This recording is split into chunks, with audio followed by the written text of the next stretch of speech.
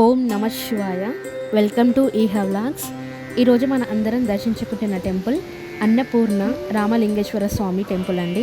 ఈ దేవాలయం చూస్తే అసలు చాలా పెద్దగా ఉంది. ఇది దేవరియాంజల గ్రామంలో ఉంటుంది. మనం ఈ టెంపుల్కి ఫస్ట్ వెళ్ళగానే మనకి రాగి చెట్టు కనిపిస్తుందండి. కొంచెం ముందుకు వెళ్తే మనకి గజస్తంభం కూడా కనిపిస్తుంది. నిజంగా ఈ టెంపుల్ చాలా అంటే చాలా పెద్దగా ఉంది. మనకు అసలు బయట నుంచి చూస్తేనే చాలా పెద్దగా ఉంది. ఇంకా లోపల ఇంకా వావ్ అనే అంతలా అనిపిస్తుందండి నాకైతే. అసలు ఇప్పుడు ఒకసారి మనం లోపల చూస్తే ఒక అద్భుత శివలింగాన్ని మనం దర్శించుకోవచ్చండి. ఆ అద్భుత శివలింగం పేరే అన్నపూర్ణ రామలింగేశ్వర స్వామి. ఈ శివలింగం ఎదురుగా మనకి నందీశ్వరుడు దర్శనమిస్తాడు. శివలింగం ఉన్న బయట సైడ్ మనకి దుర్గమ్మ దర్శనమిస్తారు. ఒక్కసారి మీరు కూడా అమ్మ ఆశీర్వాదం తీసుకోండి.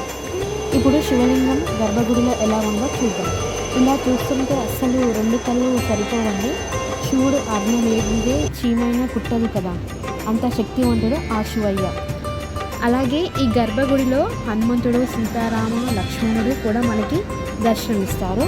శివలింగం ఉన్న బయట సైడు దుర్గామాత మనం దర్శనం తీసుకున్నాము. అదేవిధంగా ఇక్కడ గణపతి కూడా మనకి దర్శనమిస్తారని ఒకసారి వినాయకుని ఆశీర్వాదం కూడా తీసుకున్నాం. గుడి చుట్టుపక్కల కూడా చాలా దేవుళ్ళు మనకి కనిపిస్తారు. ఈ టెంపుల్ని సాయిబాబా టెంపుల్ కూడా ఉందండి. ఇంకా చాలా దేవుళ్ళు మనకి దర్శనమిస్తారు. ఇంకా నాగదేవత దర్శనం కూడా మనం చేసుకోవచ్చు అండి. నిజంగా ఆ శివుడు లేని చోట అంటూ ఏది లేదు, అంతా శివమయం. ఓం నమ శివాయ.